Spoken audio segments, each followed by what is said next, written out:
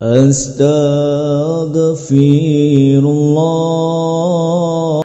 Bismillahirrahmanirrahim. Assalamualaikum warahmatullahi wabarakatuh.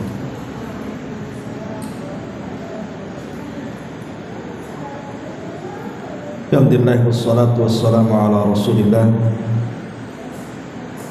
wa ala alihi wa sahbihi wa mawala wa la hawla wa la quwwata illa billahi wa ba'd.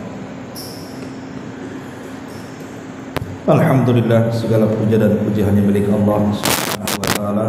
Shalawat dan salam kita hadiahkan kepada Rasul kita Nabi besar Muhammad sallallahu alaihi wa ala alihi wasallam.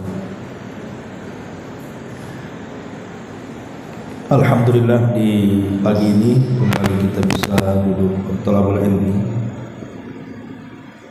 dan insyaallah di pagi ini kita akan memulai pembahasan kitab fikih.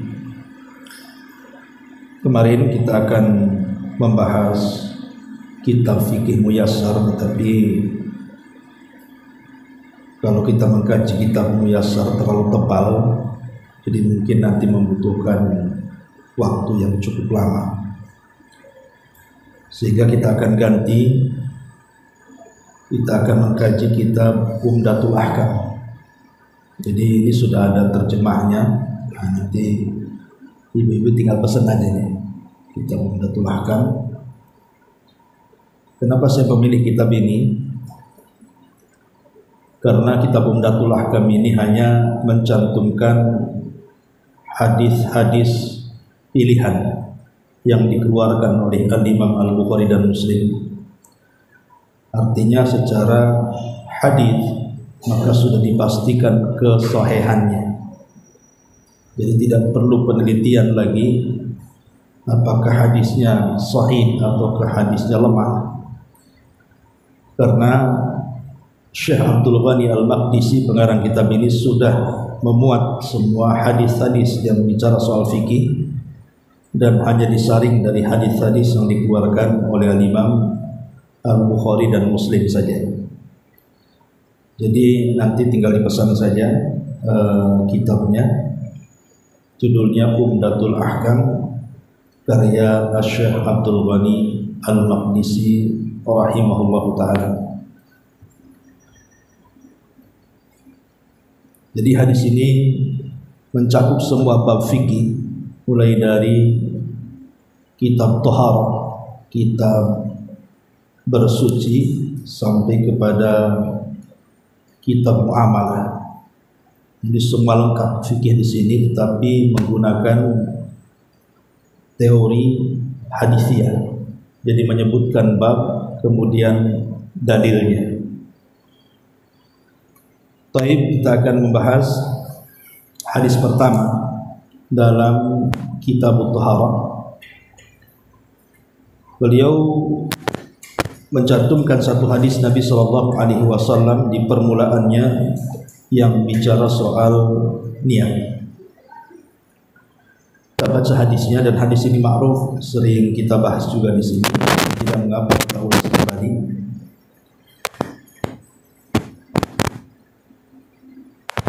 An Umar bin Khattab radhiyallahu anhu qala, sami'tu Rasulullah sallallahu alaihi wasallam yaqul, innamal a'malu binniyat wa fi riwayatin binniyat wa innamal likulli imri'in ma nawa faman kanat hijratuhu ila Allahi wa rasulihi fa hijratuhu ila Allahi wa rasulihi wa man kanat hijratuhu ila dunya yusibuha aw imra'atin yatazawwajuha fa hijratuhu ila ma hajara ilaihi.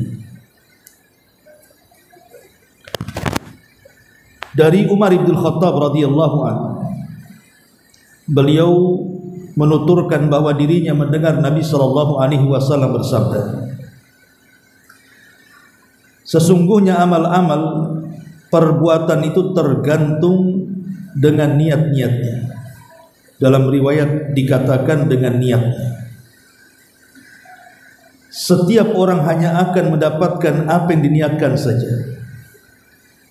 Maka barang siapa yang berhijrah karena Allah dan Rasulnya, pahalanya adalah hijrah karena Allah dan Rasulnya. Barang siapa yang hijrahnya karena dunia yang hendak dikejarnya atau karena wanita yang hendak dinikahinya, maka pahalanya sesuai dengan niatnya saja. Baik, masyarul muslimat yang dimuliakan Allah Subhanahu wa taala.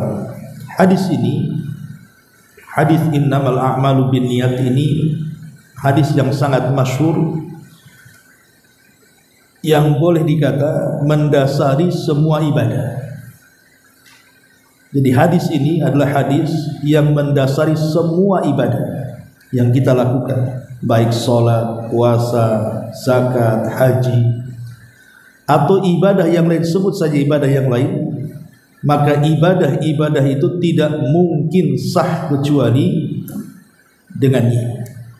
Makanya Nabi SAW mengatakan innama. Innama itu kalau dalam ilmu bahasa itu termasuk adawatul hasr, menunjukkan pembatasan. Karena menggunakan innama, menggunakan adawatul hasri, bentuk pembatasan berarti niat itu membatasi amal. Kalau ada niat ada amal, tidak ada niat maka amal itu tidak dianggap. Gitu maksudnya.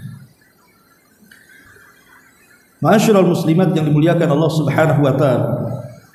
Adapun kedudukan hadis ini sendiri disebutkan oleh Al-Imam Al-Iraqi rahimahullahu taala. Hadzal hadis qaidatun min qawaidil Islam. Hadis ini adalah satu kaidah dari kaidah-kaidah Islam. Hatta qila, sampai dikatakan innahu sulusul ilm, bahwa hadis ini sepertiga daripada ilmu. Bahkan Imam Ahmad mengatakan sulusul Islam, hadis ini sepertiga daripada Islam.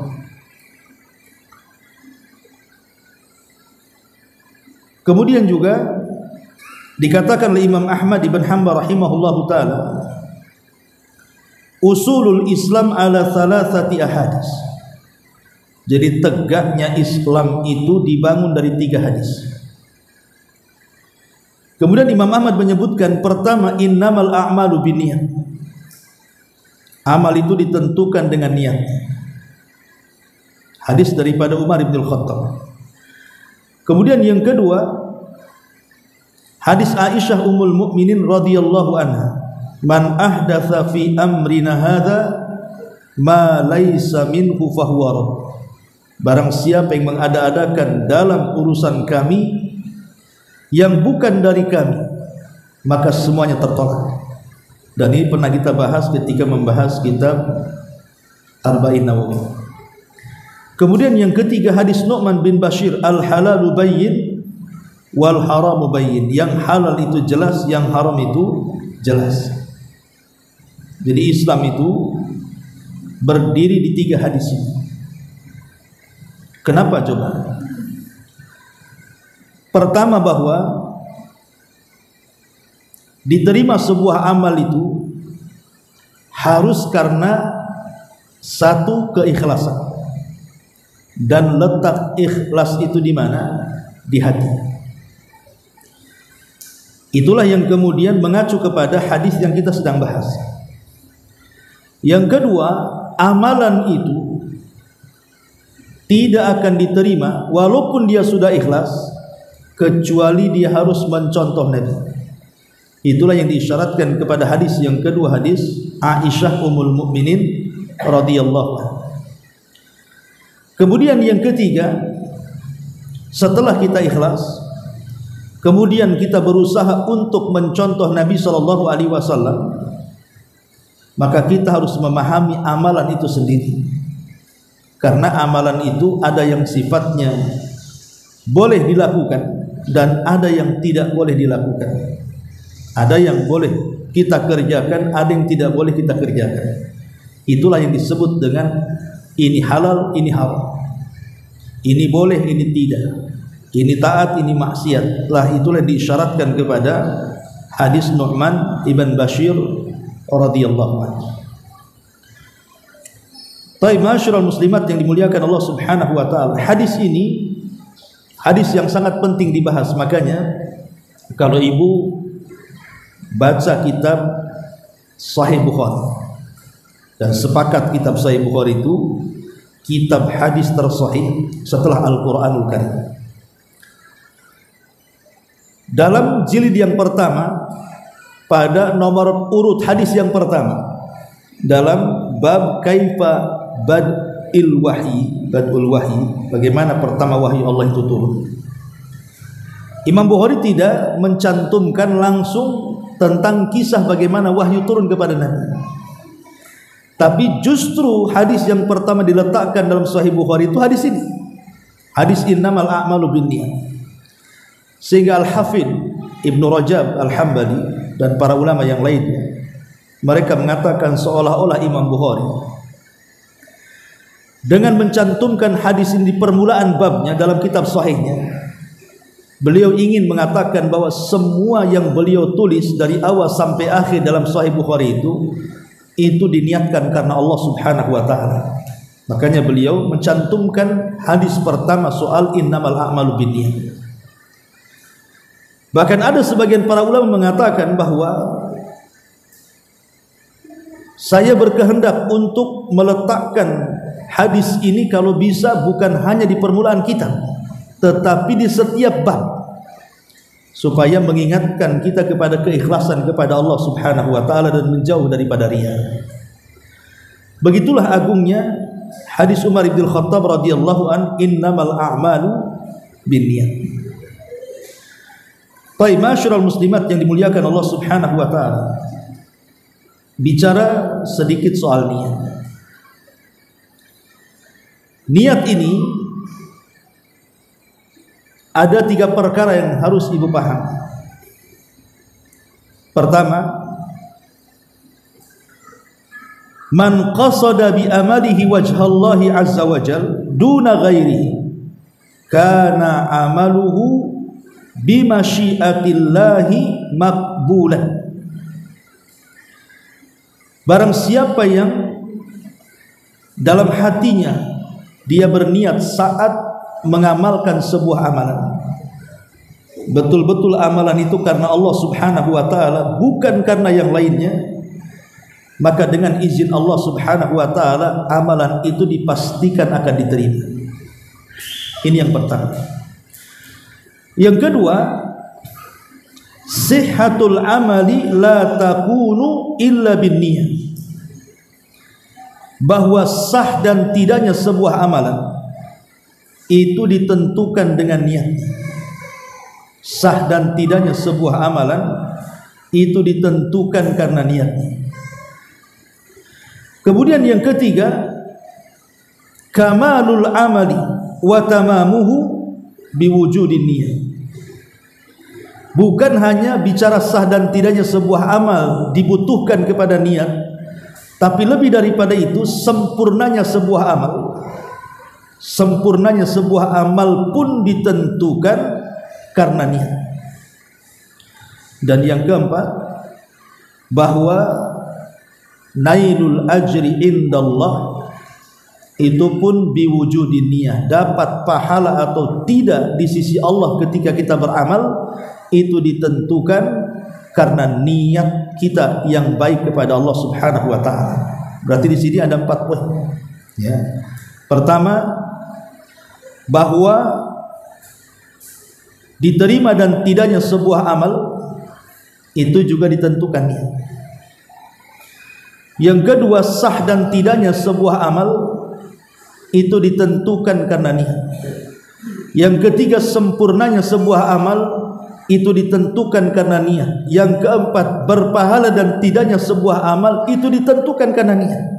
Jadi niat ini menentukan segalanya. Makanya kenapa kemudian pengarang mendasari kitabnya dengan mencantumkan hadis Umar bin Khattab radhiyallahu anhu. Ma'asyiral muslimat yang dimuliakan Allah Subhanahu wa taala. Kita bentangkan sedikit walaupun mungkin pembicaraannya nanti agak jauh dari fikih, tidak masalah ya, karena kita belum masuk pada bab taharah, kita masuk pada bab niat. Niat ini Bu, faedahnya banyak sekali. Terkadang ada perkara-perkara kecil itu menjadi besar karena niat. Jadi ada perkara-perkara kecil menjadi besar karena niat. Begitu juga sebaliknya. Ada perkara-perkara besar menjadi kecil karena niat. Jadi niat itu mengecilkan yang besar dan membesarkan yang kecil. Apa maksudnya? Saya contohkan bagaimana niat ini mengecilkan yang besar dan membesarkan yang kecil. Di zaman Nabi SAW ada seorang sahabat Nabi SAW ketika berjalan di sebuah jalan, kemudian dia melihat pohon yang rantingnya itu mengganggu manusia ke jalan raya. Umpamanya ada pohon di pinggir jalan tapi rantingnya itu sampai ke jalan sehingga mengganggu manusia.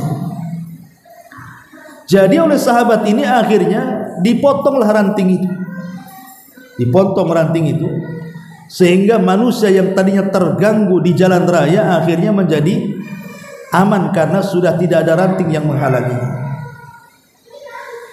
Lah karena keikhlasan laki-laki ini, Nabi SAW mengatakan bahwa laki-laki itu kalau meninggal maka dia dipastikan masuk surga.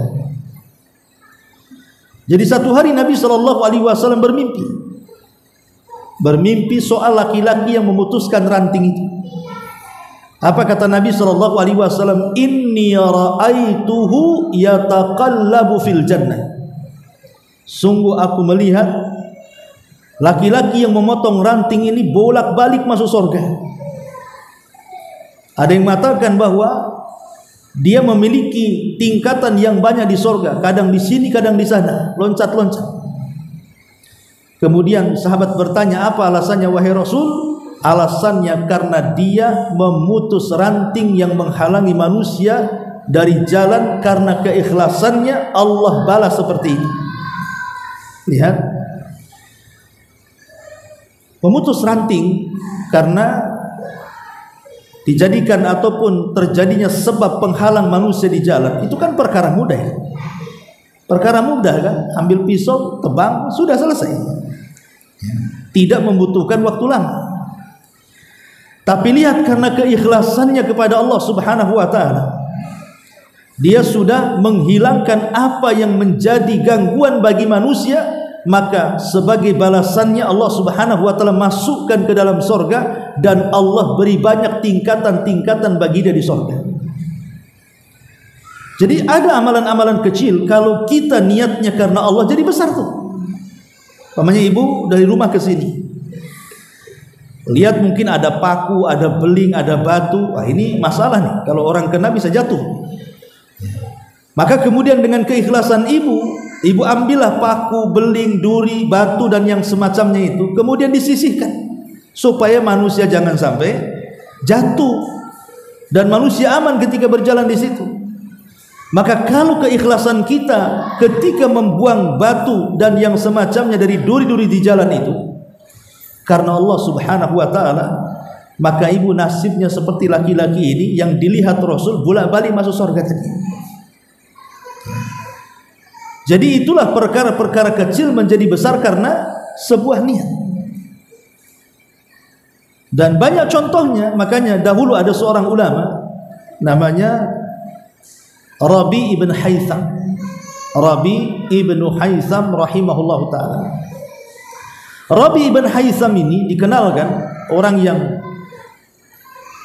tidak pernah meninggalkan sholat jamaah selama 40 tahun. Jadi sebelum imam takbiratul ihram dia sudah di belakang. Jadi Rabi ibn Haytham itu terkenal tidak pernah meninggalkan masjid. Lah dari rumah ke masjid ini, maka dia tidak pernah menyia-nyiakan. Pokoknya apapun yang menurut dia bisa menghalangi orang berjalan, diambilnya kemudian dibuang. Kemudian dia mengatakan, ya Rabb, kalau dalam membuang hal-hal yang bisa membahayakan manusia ini terdapat pahala, maka aku kirim pahala ini kepada orang tuaku yang sudah meninggal. Itulah Rabi ibn Haytham. Sampai berjalan saja bisa jadi ibadah.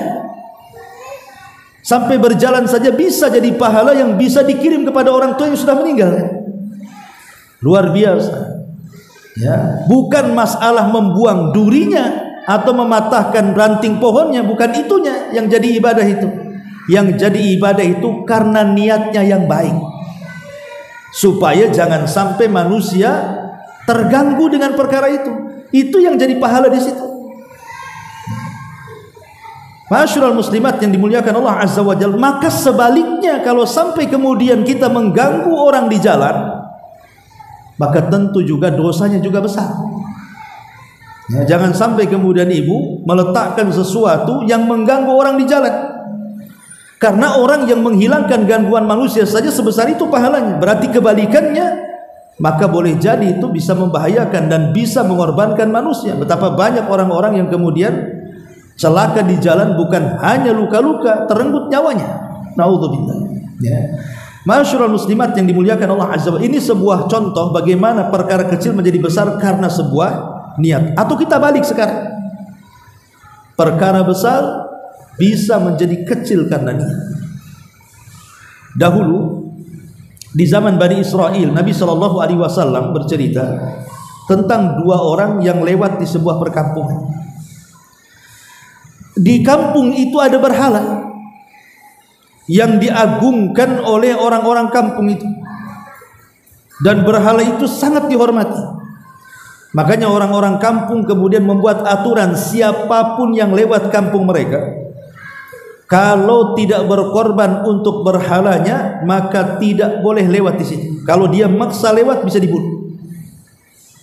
Lewatlah dua orang di zaman Bani Israel.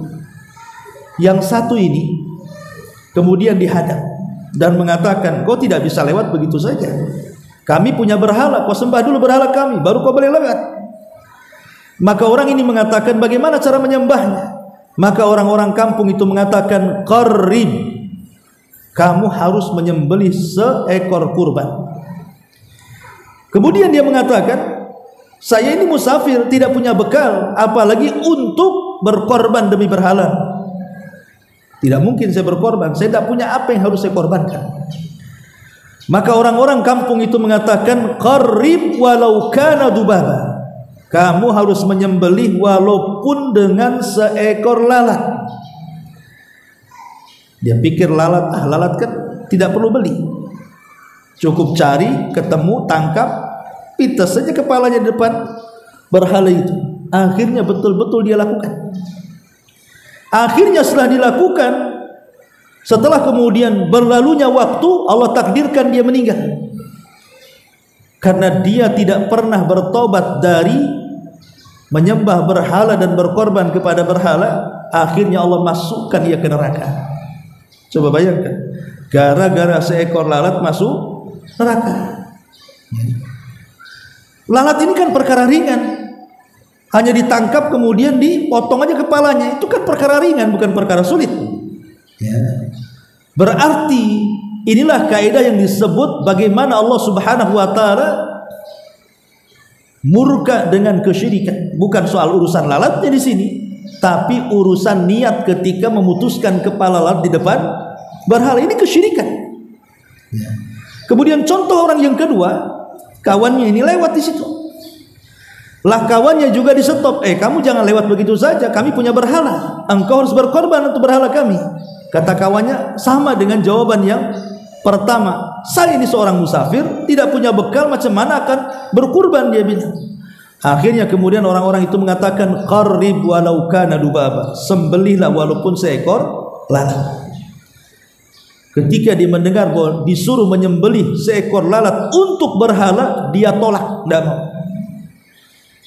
Kalau menyembelih lalat kepada Allah saya mau, tapi kalau menyembelih lalat untuk berhala saya tak mau. Akhirnya dia tolak, tapi dia maksa lewat, akhirnya dibunuh. Dan Allah subhanahu wa ta'ala takdirkan dia masuk ke dalam surga. Lihat, ada orang yang dimasukkan ke dalam surga gara-gara seekor lalat, ada orang yang dimasukkan ke dalam neraka gara-gara seekor lalat. Padahal lalat ini sesuatu yang remeh, tapi karena untuk berhala menjadi besar. Dari sini para ulama mengatakan, bagaimana kalau seandainya dia berkorban lebih besar daripada seekor lalat?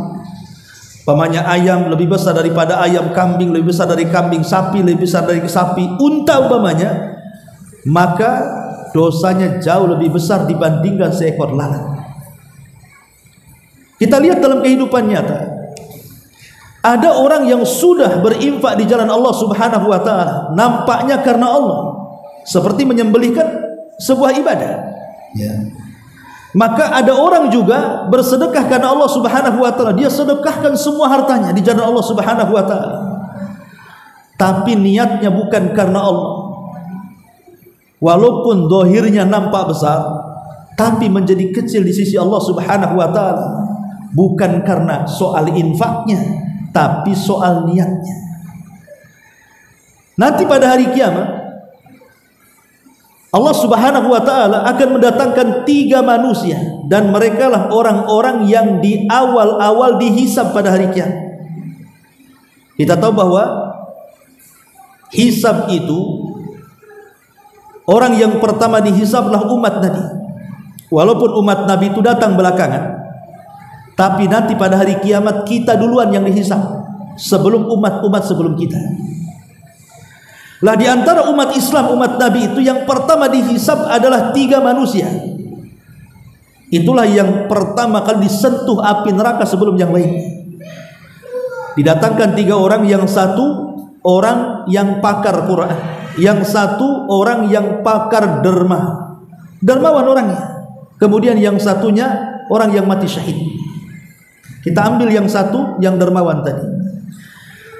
Jadi orang yang dermawan ini dihadapkan kepada Allah subhanahu wa ta'ala, kemudian diperlihatkan bagaimana amalan dia sewaktu di dunia. Tidak ada sebuah tempat yang berhajat kepada sedekah kecuali sedekahkan ke situ. Ada masjid yang kurang, dia bantu. Ada fakir miskin yang kelaparan, dia bantu. Ada pesantren, dia bantu. Pokoknya apapun yang perlu disumbang, dia sumbangkan hartanya. Betul-betul dermawan orangnya. Didatangkan di hadapan Allah, kemudian diperlihatkan amalannya di dunia. Allah mengatakan, betul itu kamu, katanya. Maka dia mengatakan, iya itu saya ya Allah. Itulah saya yang sedang sedekah ke masjid, yang sedang sedekah ke anak yatim, yang sedang sedekah ke fakir miskin, yang sedang sedekah ke pesantren, yang sedang sedekah ke sana kemari. Itu saya ya Rabb. Dengan bangganya dia melihat amalan yang diperlihatkan Allah. Kemudian Allah bertanya, untuk apa kau bersedekah di situ? Maka dia mengatakan, tasaddaqtu fika ya Rabb. Aku bersedekah di situ karena. Maka Allah subhanahu wa ta'ala mengatakan, kadzabta, dusta engkau bersedekah di situ itu bukan karenaku, tapi karena orang-orang yang kau sedekahi mengatakan dirimu seorang dermawan. Bukan karena aku, supaya manusia mengatakan kau ini dermawan orangnya, baik hati. Maka Allah subhanahu wa ta'ala mengatakan kepada para malaikat, angkat orang ini, masukkan ke neraka. Lihat, ini satu contoh.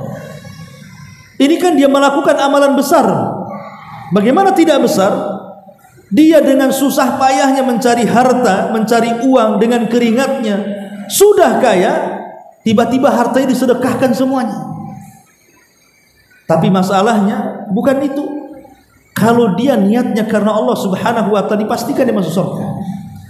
Tapi karena niatnya bukan karena Allah subhanahu wa ta'ala, makanya dia tidak dimasukkan ke dalam surga, tapi menjadi orang yang pertama dari 3 orang yang pertama disentuh api neraka. Kenapa? Karena niatnya tidak baik, bukan karena Allah, kan? Itulah arti daripada perkara besar menjadi kecil karena niat akhirnya, kan? Karena begini, Bu, makanya inilah pentingnya kenapa Nabi SAW mengatakan, la tahqiranna minal ma'rufi syai'an. Jangan remehkan sekecil apapun kebaikan. Jangan remehkan sekecil apapun kebaikan. Boleh jadi yang kecil itu pula yang membukakan pintu-pintu sorga untuk kita. Boleh jadi yang kita anggap besar, kita tertipu dengan itu. Rupanya yang besar ini dianggap kecil di mata Allah karena dilakukan bukan karena keikhlasan. Ya. Contoh umpamanya kisah yang dulu pernah saya ceritakan kepada ibu-ibu tentang kisah istri daripada Harun Ar-Rasyid. Ya.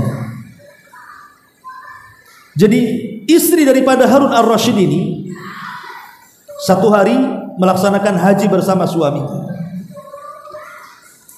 Kemudian dia melihat di Mekah itu, karena di zaman itu kan Mekah tidak seperti sekarang, Bu ya. Kalau sekarang itu kan megah, mewah gitu ya.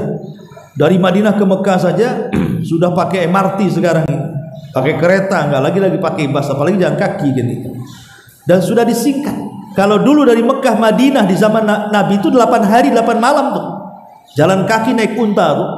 Sekarang cuma 6 jam saja, cepet gitu ya. Karena sudah ada teknologi, mungkin boleh jadi kedepannya naik pesawat tuh, ya, lebih cepat lagi kan. Artinya bahwa di zaman itu tidak seperti sekarang. Kemudian di zaman sekarang ini kalau kita haus, oleh kerajaan Saudi sudah dibuat keran-keran minum di mana-mana, sehingga kita tidak takut kehausan, tidak takut kelaparan. Tapi kan haji di zaman itu susah, nggak seperti haji di zaman sekarang. Bahkan ada orang yang haji itu sampai bertahun-tahun baru sampai di Mekah, karena harus melewati beberapa negara dan tidak punya biaya, sehingga setiap sampai di negara ini habis bekalnya bekerja dulu, kemudian sudah punya ongkos berjalan lagi ke negara lain, kemudian bekerja lagi sampai bertahun-tahun baru sampai di Mekah. Itu zaman dulu tuh. Zaman sekarang Masya Allah haji itu sudah jadi biasa. Makanya kualitas haknya itu tidak seperti haknya zaman dulu kan. Kalau dulu disebut hak awalnya haji si fulan itu orang lewat itu lemes gitu ya. Kalau sekarang biasa aja, kok haji aku juga haji kan, karena dipermudah hajinya. Tapi bukan cerita itunya. Jadi istri Harun Ar-Rasyid ini dia melihat banyak jemaah haji yang mati. Di zaman itu banyak jemaah haji yang meninggal. Setelah dilihat alasannya, rupanya karena mereka mati kehausan. Ialah karena haji itu kan ibadah fisik, kita harus berjalan berkilo-kilo. Dari Mekah ke Mina saja jalan kaki bisa 4 kilo tuh. Jauh itu. Kalau kita yang masih muda sih enak-enak saja. Rata-rata orang haji kan sudah tua-tua kan, susah mau jalan kaki. Mau naik kendaraan pun zaman sekarang susah juga karena bejubelnya orang kan. Terpaksa lah jalan kaki. Ingat haji kemarin tuh banyak terkapar malah kan. Lah jadi kita bisa bayangkan haji itu ibadah fisik. Makanya kenapa Rasul mengatakan man arada an yahujja falyata'ajjal. Kalau ibu ada niat haji dan ibu masih muda, berangkat. Jangan nunggu tua, nanti susah. Karena ibadah haji itu ibadah jalan kaki masalahnya. Kesana kemari jalan kaki. Jadi istri Harun Ar-Rasyid ini akhirnya bicara sama suaminya. Mungkin bahasa kitanya, bang, kayaknya saya ingin membuat mata-mata air, menggali sumur untuk jemaah haji, dan saya akan sedekahkan semua harta yang saya miliki. Akhirnya Harun Ar-Rasyid mengizinkan. Maka istrinya mengeluarkan semua hartanya. Bayangkan, mungkin kalau di zaman sekarang ini miliaran. Tapi dia merasa ini amalan besar. Ini momennya pas memberi makan jemaah haji kan berpahala. Dia keluarkan hartanya, dia buat mata-mata air. Lah mata-mata air itu sampai sekarang ada. Bekas-bekasnya itu ada. Jadi kalau seandainya ibu tanya kepada orang Arab tentang Ainuz Zubaidah, mata airnya Zubaidah. Zubaidah itu nama istri daripada Harun Ar-Rasyid, ya, yang bersedekah tadi. Pasti orang Arab akan tunjukkan ini. Jadi situsnya masih ada. Padahal itu sudah dari zaman Harun Ar-Rasyid ke zaman kita kan melewati berapa tahun kan gitu ya. Tapi masih ada. Kalau kita sebut Ainuz Zubaidah, mata airnya Zubaidah, orang Arab kasih tahu tuh. Dan subhanallah, karena kebaikannya Zubaidah ini, istri Harun Ar-Rasyid ini, Akhirnya jemaah haji sudah tidak lagi kehausan karena dibuatkan mata-mata air yang banyak yang terbentang dari Mina sampai ke Arafah di zaman itu. Terakhir dalam kisah ini, jadi Zubaidah sebelum meninggal, dalam mimpinya dia bermimpi, dalam mimpinya dipanggil Allah Subhanahu wa taala. Kemudian setelah itu, setelah dipanggil oleh Allah Azza wa Jalla, dia pun senyum tertawa seolah-olah dia bahagia. Kemudian dikatakan kepada Zubaidah ini, ya Zubaidah, ma fa'alallahu biki, apa yang Allah buat kepadamu? Setelah dipanggil itu, apa yang Allah buat kepadamu?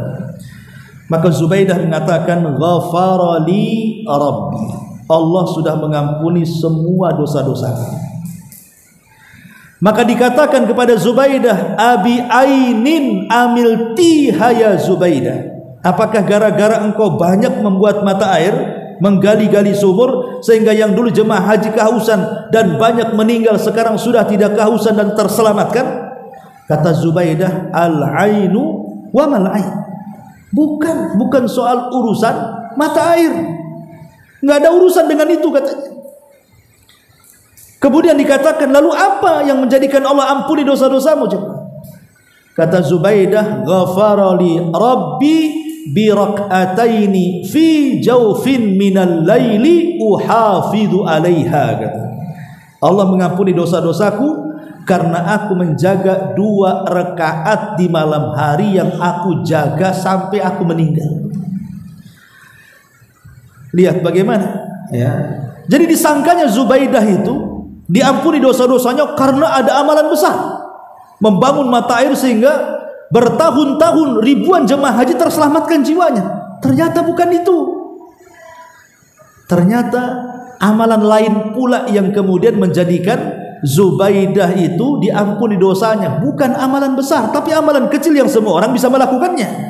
Ibu juga bisa melakukannya kalau hanya 2 rakaat di malam hari. Tapi kalau berinfak miliaran, ibu nggak bisa kecuali orang kaya.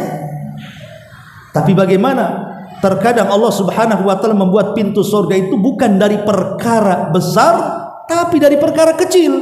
Makanya kenapa kemudian Rasul mengatakan jangan remehkan sekecil apapun kebaikan, walaupun hanya melempar senyum kepada saudaramu. Kan lanjutan hadisnya seperti itu.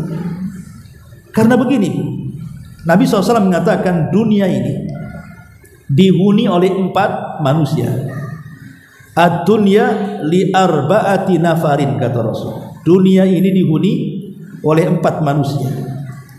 Yang pertama kata Nabi SAW, rajulun atahullahu malan wa ilman. Ada seorang laki-laki dianugerahi harta dan juga kekayaan. Ada seorang laki-laki dianugerahi oleh Allah Subhanahu wa taala harta dan kekayaan. Kemudian kata Nabi SAW, dengan harta dan pengetahuan, dengan pengetahuannya maka dia gunakan hartanya sesuai dengan kehendak Allah. Dia seorang alim dan juga seorang kaya. Dengan kealimannya dia sedekahkan hartanya. Maka kata Nabi SAW, orang ini a'la manazil indallah, paling tinggi tempatnya di sisi Allah. Karena dia punya harta, punya ilmu. Dengan ilmunya betul-betul dia paham kemana harta itu harus dibelanjakan. Maka orang ini setinggi-tingginya tingkatan di sisi Allah. Kemudian yang kedua, ada rajulun itu atahullahu ilman walam yu'tihi malan. Ada orang yang kedua itu, dia tidak diberikan harta, hanya diberikan pengetahuan. Ilmu punya, tapi harta tak ada. Tapi dengan ilmunya dia berangan-angan, ya Allah, kalau saya diberikan harta seperti orang yang pertama, aku pun akan melakukan hal yang sama. Maka dia akan gunakan hartanya di jalan Allah karena pengetahuan. Maka apa kata Rasul? Orang yang kedua dan yang pertama pahalanya sama. Orang yang kedua dan yang pertama pahalanya sama. Jadi kalau seandainya orang yang pertama itu dia punya uang, kemudian dia haji dengan uangnya, tiap tahun dia haji, dan sekali saja tiap tahun dia haji.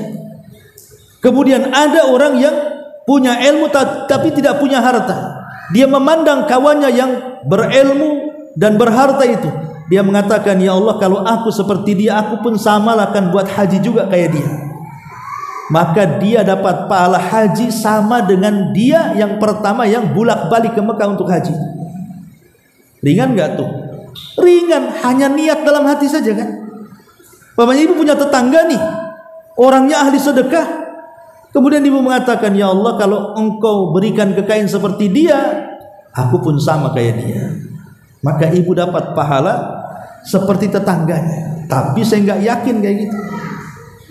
Kalau betul-betul dikayakan, mana ada ibu bersedekah? Berubah nggak kayak tetangganya kan itu ya?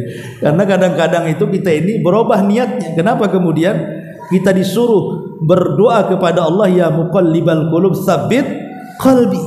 Waidat yang membolak-balikan hati, tetapkan hatiku kan itu di atas ketaatan kepada. Lah orang yang ketiga kata Nabi SAW, rajulun atahu Allahu malan walam yu'ti ilman. Ada orang yang diberikan harta banyak tapi tak punya ilmu. Ini bahaya. Kalau dia kaya tidak punya ilmu agama, bahaya. Karena tidak ada yang mengkontrol dia. Akhirnya dia belanjakan harta itu sesuka dia. Dia mabuk, dia zina, dia zalim, pokoknya sesuka dia. Karena tidak punya ilmu masalahnya. Maka dia seburuk-buruk manusia kata Rasul. Kenapa? Karena Allah berikan fasilitas untuk bersyukur, malah kufur dia. Ya, karena tidak punya pengetahuan. Ya. Kemudian kata Nabi yang keempat, rajulun lam yu'tihillahu malan wa ilman. Ada orang yang tidak diberikan harta, ilmu pun tak punya. Ini paling bangkrut. Ya. Tapi kalau bercita-cita orang ini pengen seperti yang ketiga, aku pun kalau harta banyak mau zina juga lah, mau mabok juga, mau judi juga, mau zalim juga, maka dosa orang yang keempat sama dengan dosa orang yang ketiga. Sama saja. Lihat bagaimana niat yang baik itu dan niat yang jahat itu dosanya sama dengan yang melakukannya. Makanya niat ini bisa memasukkan kita ke sorga, bisa memasukkan kita ke neraka. Hanya niat saja, nggak ngapa-ngapain tuh. Lah makanya penting orang niat. Di zaman Nabi ada seorang yang bernama Waraqah ibn Naufal. Ibu pasti ingat nama Waraqah ibn Naufal ini kalau cerita sejarah Nabi. Ada orang namanya Waraqah ibn Naufal. Jadi ketika Nabi SAW baru saja didatangi Jibril, kemudian turun surah Al-Alaq, Iqra bismi rabbikal ladzi khalaq. Maka Rasul kan ketakutan. Kemudian pulang. Kemudian dia mengatakan kepada Khadijah, zammiluni zammiluni, dathiruni dathiruni, selimuti aku kata Rasul. Maka Rasul pun kemudian diselimuti. Kemudian Khadijah berusaha menenangkan hati Rasul dengan menyebutkan kebaikannya. Tidak cukup sampai di sini. Keesokan harinya Khadijah mengajak Rasul untuk menemui kerabatnya namanya Waraqah ibn Naufal. Dan Waraqah ketika itu sudah menjadi orang Nasrani. Karena banyak membaca kitab-kitab ahli kitab, lama-lama dia jadi Nasrani diam-diam. Tetapi Nasrani yang dipeluk Waraqah, Nasrani yang betul-betul murni ajaran Isa, bukan yang menganggap Isa itu Tuhan, satu di antara tiga Tuhan, anak Tuhan. Enggak. Betul-betul Waraqah ini beragama Nasrani yang masih murni kenasraniannya. Jadi Khadijah membawa Nabi. Kemudian berkisahlah apa yang terjadi dengan suaminya. Dia berjumpa dengan makhluk yang bersayap 600 gitu ya. Dan Rasul pun ketakutan. Kemudian diceritakan sampai diajarkan surah Al-Alaq dan begitu seterusnya. Ketika mendengar kisahnya Rasul dari Khadijah yang menceritakan di hadapan Waraqah ibn Naufal, apa kata Waraqah? Wahai Khadijah, suamimu akan diangkat menjadi nabi. Dan makhluk yang turun kepadamu adalah namus, makhluk yang bersayap itu. Dan namus ini pernah turun kepada Isa dan Musa. Demi Allah kata Waraqah, kalau kelak suamimu jadi nabi dan rasul mengajak manusia, pasti suamimu akan diusir oleh orang Mekah. Kata Nabi SAW di hadapan Waraqah, ya Waraqah, aku inilah orang yang dihormati, dihargai, disebut Shadiqul Amin, macam-macam. Tidak ada orang yang berani kepadaku. Mungkinkah mereka mengusir aku? Katanya. Maka Waraqah mengatakan, ya Muhammad, tidak ada satupun orang yang datang seperti yang kau bawa, kecuali pasti disakiti. Tapi tenang wahai Muhammad, kalau masa itu sudah datang dan aku masih muda, aku yang akan menjaga dan melindungi. Tapi sayang 6 bulan setelah peristiwa ini Waraqah meninggal dunia. Rasul belum diangkat jadi rasul, baru jadi nabi. 6 bulan setelahnya Waraqah meninggal. Syahidnya di sini. Bagaimana Waraqah itu sudah menanamkan niat dalam hatinya. Kalau waktu itu sudah sampai kepadamu, ini kan niat namanya. Dia kan sudah niat tuh. Kalau waktu ini sudah sampai kepadamu, di mana orang-orang itu mengusirmu wahai Muhammad, aku yang akan pertama menjagamu. Waraqah sudah ada niat, tapi sayang belum saja niatnya itu terpenuhi, dia meninggal dunia. Dari sini kata para ulama, Waraqah dinyatakan beriman kepada Nabi SAW walaupun hanya sebatas kenabian, tapi dia sudah menjadi orang yang beriman. Dan menjadi perselisihan para ulama, apakah Abu Bakar yang pertama kali beriman dari orang dewasa ataukah Waraqah? Ada yang mengatakan Abu Bakar itu yang pertama ketika Rasul diangkat menjadi Rasul, tapi Waraqah orang yang pertama ketika Rasul diangkat jadi Nabi. Ya.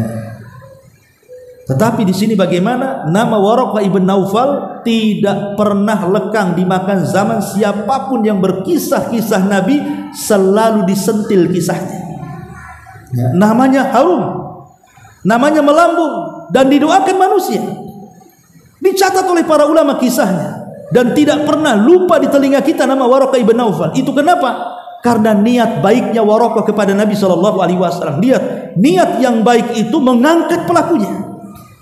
Ya, makanya penting Bu, ibu dari sekarang harus banyak niat-niat yang baik. Walaupun seandainya niat itu tidak terpenuhi dan tidak tercapai, tetap niat itu dianggap pahala. Ya, nggak apa-apa Bu. Ibu tulul amal, pamannya panjang angan-angannya, tapi untuk kebaikan, bukan untuk keburukan gitu ya. Tapi kalau tulul amalnya untuk dunia saja dan tidak ada akhirat, ya itu tercela, tidak boleh. Dan masalah Bu. Ibu berikan nantilah kalau saya ada uang, saya akan membantu saudara saya. Kalau saya ada uang, saya ingin menginfakkan ke panti asuhan, merawat fakir miskin, merawat anak yatim, bla bla bla bla. Terserahlah niat apa saja ya.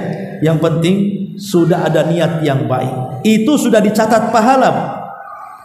Kata Nabi SAW, barang siapa yang berniat dengan niat kebaikan, man hamma bil hasanati, barang siapa yang niat dengan niat yang baik kata Rasul, maka dia dapat 1 pahala walaupun belum diamalkan. Tapi kalau sampai diamalkan, Allah lipat gandakan menjadi 10 kali lipat pahala. Kalau belum diamalkan 1 pahalanya, kalau diamalkan 10 pahala. Tapi kalau dia niat jelek belum dilakukan, tidak dapat dosa. Kalau dilakukan dapat 1 dosa. Itu menunjukkan luasnya rahmat Allah Subhanahu wa taala. Ya. Itulah keutamaan niat. Di sini Nabi SAW mengatakan, innamal a'malu binniyah. Ditentukan amal itu karena sebuah niat. Niat itu apa, Bu? Ma'asyiral muslimat yang dimuliakan Allah Azza wa Jalla, niat itu disebutkan oleh para ulama ketika bicara soal arti niat. Dikatakan oleh para ulama, niat adalah al-qasdu, sebuah maksud hati. Jadi orang bermaksud dalam hatinya untuk berbuat sesuatu. Berarti dari sini kita tahu bahwa niat itu amalan hati. Kalau amalan hati berarti letaknya di hati, bukan di lisan. Kalau lisan ini adalah zikir dan doa, tapi kalau niat itu ada di hati. Lah karena niat ada di hati berarti tidak perlu diucapkan, tidak perlu dilafalkan. Cukuplah Allah dan kita yang tahu. Itulah niat. Ya. Ma'asyiral muslimat yang dimuliakan Allah Subhanahu wa taala. Berkata Ibnu Hubairah rahimahullahu taala, la yaqbalullahu amalan illa biniyah. Allah tidak akan menerima sebuah amalan kecuali ditentukan dengan niatnya. Maka semua ibadah kas-salati was-saum wa ghairi dzalika fardun aw naflun.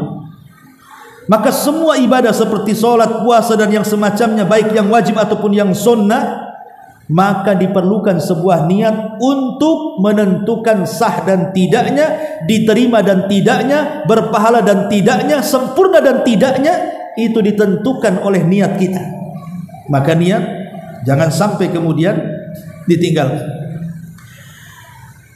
Adapun asbab wurudnya, tentu kalau cerita tentang ayat disebut asbab nuzul.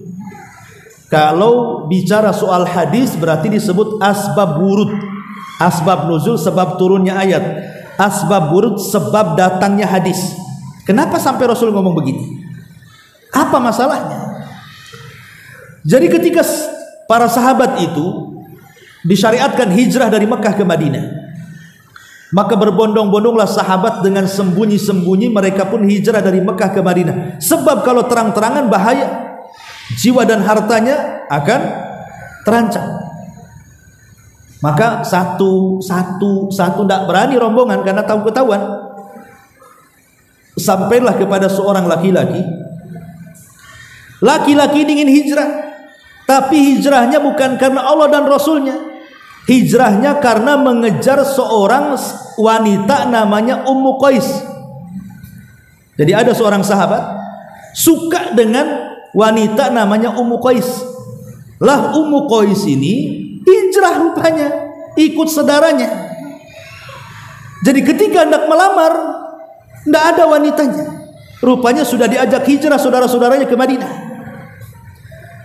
Dia pun kemudian sedih, temenung, boleh jadilah saya susul dia ke Madinah. Akhirnya dia berazam untuk hijrah mengikuti sahabat yang lain dari Mekah ke Madinah, tapi bukan karena Allah dan Rasulnya, tapi karena mengejar wanita pujaannya namanya Ummu Qais tadi. Berangkat dia dari Mekah ke Madinah. Lah dari sini kemudian sampai di telinga Rasul kisah tentang seorang sahabat yang mengejar Ummu Qais ini. Maka Nabi kemudian mengatakan, innamal a'malu binniyat wa innamal likulli imri'in ma nawa, faman kanat hijratuhu ila Allah war rasul fa hijratuhu ila Allah war rasul, wa man kanat hijratuhu lid dunya aw imra'atin yatazawwajuha fa hijratuhu ila ma hajara ilaihi. Dari sinilah hadis ini kenapa Rasul sampai bicara seperti ini. Barang siapa yang hijrahnya karena Allah dan Rasulnya, maka dia mendapatkan hijrah Allah dan Rasulnya. Tapi kalau hijrahnya karena dunia dan wanita yang hendak dinikahinya, ya dapat itu saja, dia nggak dapat pahala. Ya, karena hijrahnya sesuai dengan niatnya, maka itulah yang didapatinya saja. Nggak dapat pahala sama sekali. Rugi kan? Sudah nyawanya terancam dalam hijrah, hartanya ditinggalkan, rumahnya ditinggalkan, diambil oleh orang-orang musyrik, sampai di sana nggak dapat pahala. Hanya mengejar seorang wanita saja. Begitu juga ini, ibu melangkah dari rumah ke sini. Kalau ibu datang ke sini hanya sekedar ingin nagih hutang kawannya mumpung hadiri pengajian, atau hanya karena ingin daripada suntuk di rumah datang ke sini, kan rugi bu.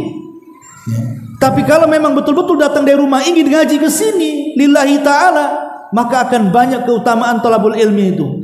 Setiap langkahnya menghapus dosa, setiap langkahnya mendapatkan pahala dan diangkat derajatnya. Kalaupun Allah takdirkan ibu kesandung batu meninggal, ibu dianggap mati syahid, tapi jangan menyandung-jandungkan, memang tersandung.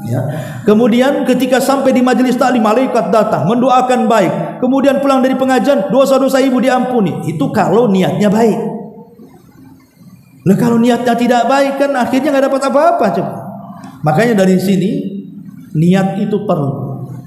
Seperti bagaimana hijrahnya para sahabat Nabi SAW, seperti Abu Bakar, Umar, Utsman dan yang lainnya, yang betul-betul hijrahnya karena diniatkan Allah dan Rasulnya, makanya mereka diangkat derajatnya.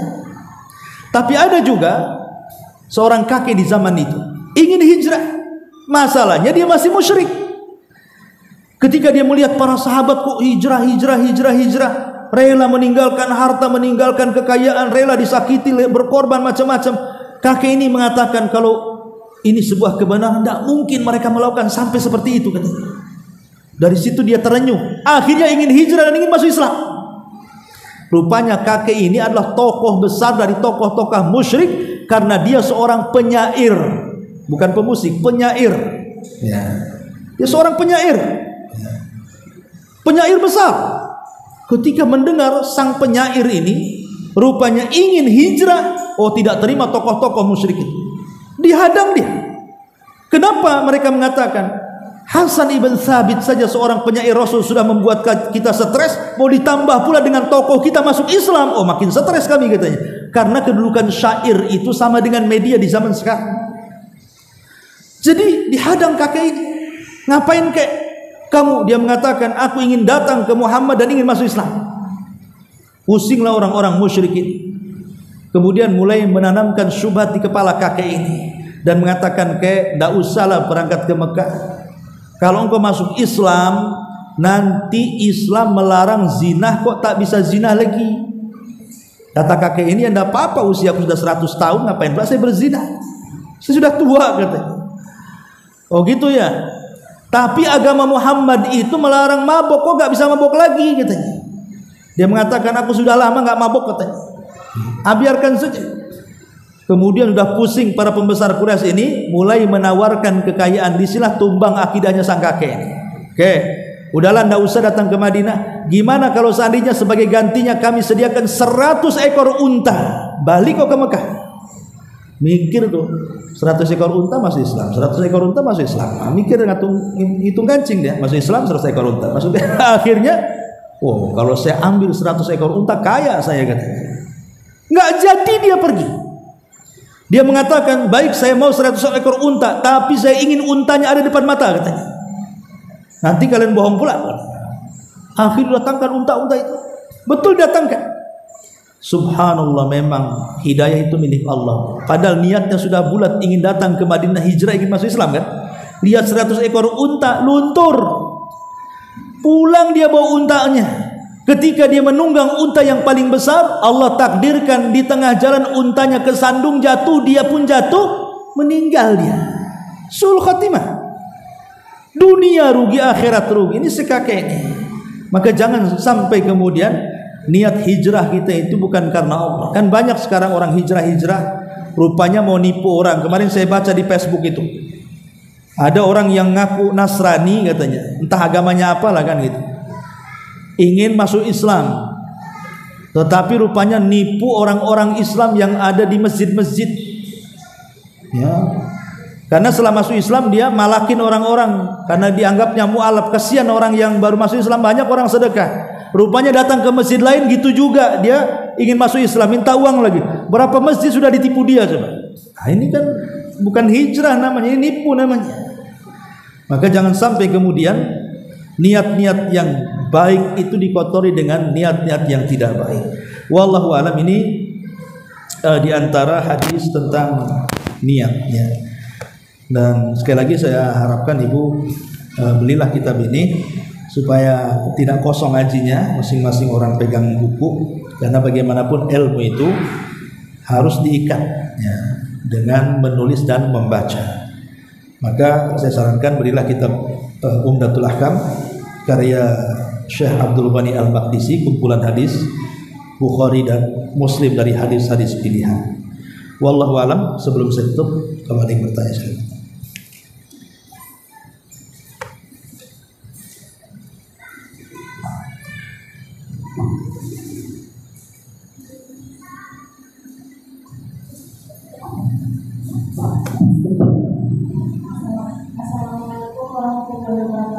Waalaikumsalam.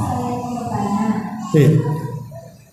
Apakah niat bisa dipengaruhi misalnya di dalam hijrah sekali kita lama-lama setelah seperti ini kalau berbeda dengan Allah, apakah pahala di sana itu sudah awal atau sudah niatnya?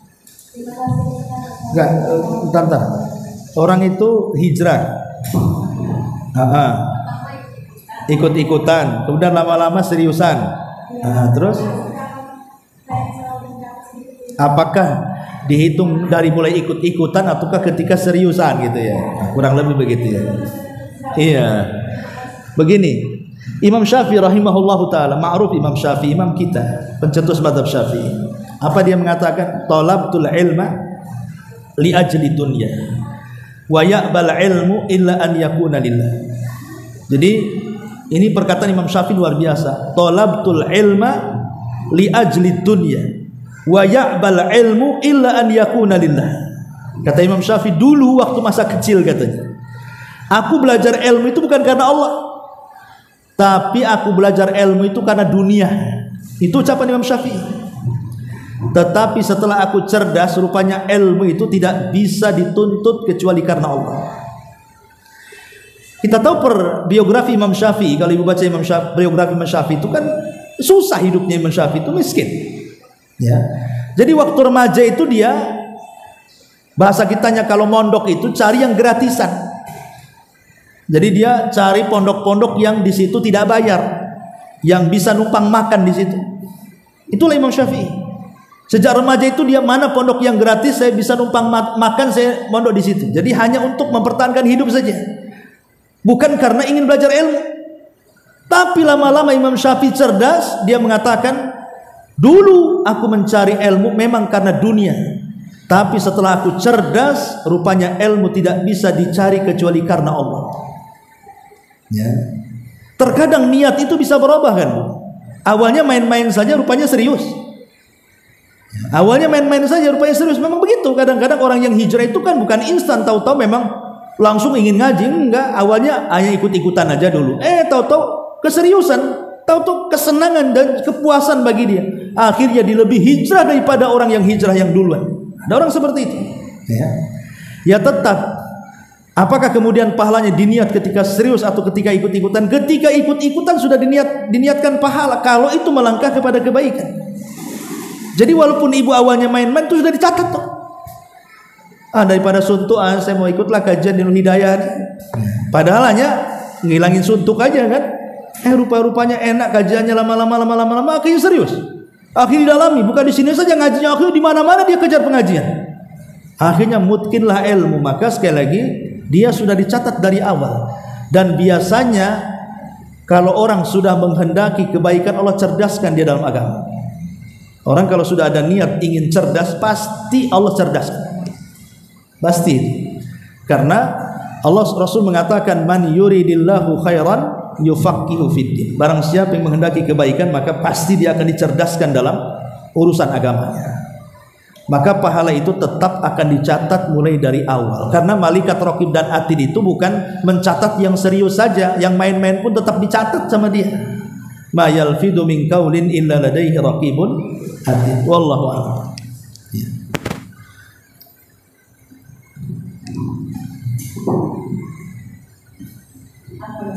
Ya.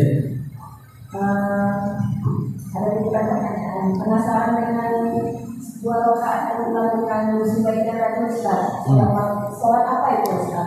Salat malam, salat tahajud. Iya, salat tahajud 2 rakaat. Karena kalau witir kan tidak mungkin genap. Witir itu 1 rakaat. Tapi dia melakukan 2 rakaat tiap malam, itu maksudnya salat tahajud. Ya, bahasanya kan ada orang yang terkadang semangat ketika waktu iqbal, tapi ada juga terkadang futur ketika waktu idbal. Manusia itu kan datang semangat, datang loyo, datang stres, datang tenang. Ya, kalau datang tenangnya 11 rakaat dia kerjakan. Tapi datang malasnya jangan sampai kemudian tidak sama sekali, walaupun hanya 2 rakaat, gitu maksudnya. Itu yang dijaga oleh istri daripada Harun Ar-Rasyid. Jadi Zubaidah rahimahullah Allah azza wa jalla. Wallahu a'lam.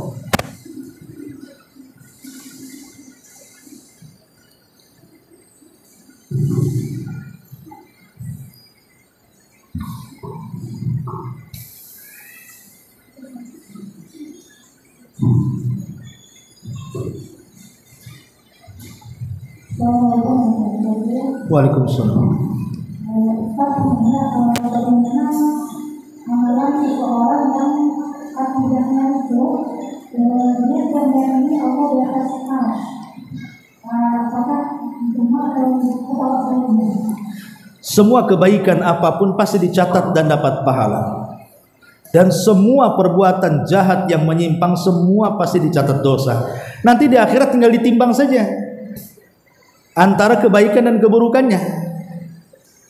Ya, kecuali kalau dia kafir ataupun musyrik dengan melakukan syirik besar yang jelas-jelas dia masuk neraka dan tidak akan keluar dari neraka, maka kebaikannya tidak akan dianggap. Selama dia tidak kafir, selama dia tidak musyrik yang mengeluarkan dari Islam, maka setiap kebaikan dan keburukan itu akan dicatat semuanya, dan di akhirat nanti akan ditimbang apakah berat yang baiknya ataukah berat yang buruk. Makanya Allah mengatakan wa ma taf'alu min syai'in ya'lamuhullah. Apapun yang kalian lakukan dari kebaikan tetap Allah tahu dan Allah balas. Wa ma tuqaddimu li anfusikum, dan apapun yang kalian berikan kepada Allah dari diri-diri kalian, maka tetap Allah akan membalasnya. Artinya jangan remehkan kebaikan, karena semua ada dibalas. Yang jelek dibalas, yang baik dibalas. Contoh nih, ada orang berjilbab, bahkan bercadar, tapi lisannya masih gibah. Kan satu sisi cadarnya dan pakaiannya kan baik, dapat pahala dia. Tapi sisi lain dia ghibah, akhirnya dapat dosa besar. Ada orang nyeletuk, ngapainlah dia bercadar-cadar itu kalau lisannya pula tak mencerminkan cadarnya. Ngapain dia bergibah-gibah kalau lisannya lebih panjang dibandingkan jilbabnya, masih juga ngomongin orang. Jangan seperti itu. Nggak boleh kita menuntut orang gara-gara gibah yang disalahkan cadarnya, yang disalahkan jilbabnya. Nggak ada kaitan bergibah dengan jilbab, nggak ada. Jilbab itu berpahala dan Allah catat pahalanya, gibah itu berdosa dan Allah catat dosanya. Tinggal ditimbang saja nanti pahala pahala jilbabnya dengan dosa gibahnya, kan begitu. Sebab kalau seandainya betul-betul dia copot jilbabnya, copot kemudian cadarnya, kemudian bergibah, apa nggak kuadrat tuh dosanya? Pertama dosa gibahnya, kedua buka auratnya lagi, makin banyak dosanya. Jadi jangan kemudian kita menilai keburukan itu dikait-kaitkan dengan kebaikan dia. Kebaikan ada sendiri pahalanya, sebagaimana keburukan ada sendiri dosanya. Gak boleh kita mencela yang baik gara-gara dia melakukan keburukan. Itu maksudnya. Buat apa dia hijrah itu? Oh, dia aja masih begini. Hijrah itu dapat pahala. Kalau dia melakukan dosa, itu dosa sendiri. Begitu juga kita tidak boleh suudzon sama orang. Pamannya ada orang belum berjilbab atau jilbabnya masih pakai jilbab layangan. Dijelek-jelekin. Mana orang ini pakai jilbabnya nggak beres namanya kan? Sekarang dosa mana? Dia mencela dia atau dia tidak pakai jilbab? Sama-sama buat dosa. Memang dia membuka aurat dosa, tapi kita mencela dia lebih dosa lagi. Akan repot jadinya. Nah, itu makanya di sini harus paham, hargai orang lain. Dia punya mungkin hidayah belum masuk, atau boleh jadi dia belum sanggup, atau boleh jadi ada hal-hal yang belum bisa dia melakukannya. Karena mungkin ya faktor keluarga, faktor suami dan yang lainnya. Atau boleh jadi dia punya amalan yang jauh lebih besar dari hanya sekedar nutup aurat yang kita tidak punya. Makanya jangan suka mencela orang. Perbaiki diri sendiri saja, ngapain sibuk dengan orang gitu maksudnya. Ya itulah makanya jangan mencela manusia dari segi keburukannya dengan mengait-ngaitkan kebaikannya. Wallahu a'lam. Ya masalah keyakinan dia yang menyimpang, tapi kan akan dibalas sendiri. Ya, tapi masalah kebaikan yang lainnya tetap dicatat kebaikan. Nanti di sisi Allah nanti tinggal ditimbang aja lah yang baik dan yang buruknya.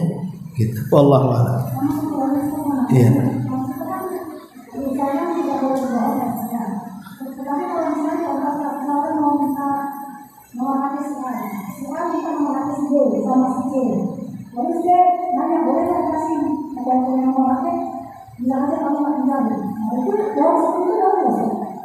Bohong. Gimana? Belum paham saya. Si A, si B, si C, 3 orang ini. Si A, nomor HP-nya si B, terus si C. Tapi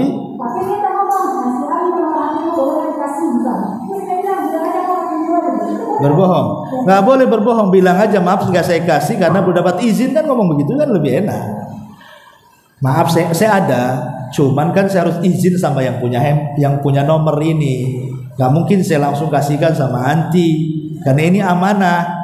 Takutnya kalau saya kasihkan sama anti, rupanya dia nomor privasi antara kawan-kawan dekatnya aja yang dianggap dekat oleh dia, termasuk saya mungkin dianggap dekat sama dia.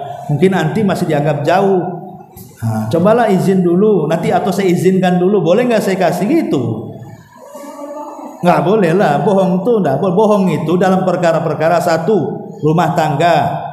Ya, suami belikan baju murah, ibu bilang, wow ini branded, gitu ya. Padahal cuman 30.000. Pamannya nggak apa-apa nyenengin suami kan itu. Kemudian dalam masalah islah, ibu memendamaikan orang yang bertengkar, bilang sama si A, tadi saya dari si B loh, rupanya si B itu tidak seperti yang kamu ceritakan, dia baik, dia suka memuji kamu, padahal tidak pernah muji. Oh gitu ya, kan akhirnya agak reda dia kan hatinya kan, nggak suudzon lagi jadinya, padahal dusta dia. Itu boleh untuk mengislah ya. Ataupun iya, nggak boleh berdusta. Berdusta itu kalau untuk mengislah tidak apa-apa, tapi itu kan nggak mengislah. Ibu tidak ngasih, kenapa alasannya? Takut bertengkar dia? Bukan, maksudnya alasan ibu tidak ngasih kenapa? Alasan si C tidak ngasih ke si A nomor si B itu kenapa si C-nya ini? Oh ya nggak apa-apa, kalau untuk islah ya tidak masalah, nggak ngasih dan berdusta supaya tidak terjadi perselisihan, nggak masalah kalau itu tujuannya. Afan ya, kalau tujuannya mengislah nggak apa-apa, nggak apa-apa. Bohong seperti itu boleh untuk mengislah supaya jangan ada keributan antara si A dengan si B kan. Akhirnya si C ini ingin melerai, berbohonglah dia, takutnya dikasih nomor dilabrak pula. Oh, umpamanya kan, karena mungkin nomornya terblokir gitu, dapat nomor baru lagi, akhirnya malah oh rupanya nomor kau yang terblokir, sekarang aku udah ada nomor baru nih katanya dari si Anu. Makin ramai lah jadinya kan. Kalau tujuannya untuk Islam tidak apa-apa, tapi kalau bukan itu tidak boleh. Karena bohong itu kata Imam Nawawi, 1 suami istri, 2 untuk mengislah, 3 untuk melindungi jiwa. Ada orang kafir mau dibunuh, ada orang Islam mau dibunuh orang kafir, dikejar sama golok, masuk ke rumah ibu. Yang ngejar orang kafir, yang masuk ke rumah ibu orang Islam. Bilang sama ibu nggak ada, ke sana, padahal di kamar. Tidak apa-apa, karena kita berusaha menjaga saudara kita. Karena yang membunuh ini orang Islam, orang kafir membunuh orang Islam kan. Entah bertetangga lah umpamanya, cekcok, satunya bunuh, lari ke rumah ibu. Rupanya yang mau bacok ini orang kafir yang sembunyi di rumah ibu nih, saudara kita dari muslim. Masalahnya Ustaz, yang kafir itu baik pula, yang muslim jahat, makanya aku kasih tahu ada di kamar. Ini masalah, ada dendam lah itu kalau gitu. Intinya boleh berdusta karena 3 perkara. Allah Pak. Satu lagi Ustaz. Iya. Akikah bayi yang meninggal dalam kandungan itu apa hukumnya? Boleh apa enggak? Akikah itu kalau sudah dia hidup, artinya hidup itu di usia 4 bulan, kan dah hidup tuh. Kalau janin di usia 4 bulan kan udah ditiupkan ruh, udah hidup. Ya, kalau sudah hidup, sebagian para apakah perlu diakikah atau tidak? Maka para ulama mengatakan belum. Karena apa? Karena akikah itu harus lahir 7 hari dari kelahiran. 7 hari dari kelahiran, itu definisi akikah. Ada yang mengatakan boleh, sunnah hukumnya diakikahi, tetapi sekali lagi kita memberi hukum itu berdasarkan nas. Ya, dan nas tentang masalah akikah, baik Rasul ketika mengakikahi Hasan dan Husain itu kan di usia 7 hari dari kelahirannya. Berarti kalau seandainya dia tidak lahir, berarti ya tidak ada akikah kan, karena dia tidak lahir. Tapi ada yang mengatakan kalau lahirnya kegugurannya sudah hidup kemudian dia lahir, berarti itu disunahkan diakikahi. Tapi ada yang mengatakan tidak, kalau meninggal tidak. Tapi ada yang mengatakan maksudnya lahir normal kemudian hidup sampai 7 hari lebih, berarti di hari ke-7-nya harus diakikahi. Karena anak itu akan jadi syafaat bagi orang tuanya. Wallahu a'lam, nanti akan sampai juga di bab masalah akikah. Ya saya kira cukup sudah. Subhanaka wa bihamdika asyhadu an la ilaha illa anta astaghfiruka wa atubu ilaik. Allahu ta'ala. Assalamualaikum warahmatullahi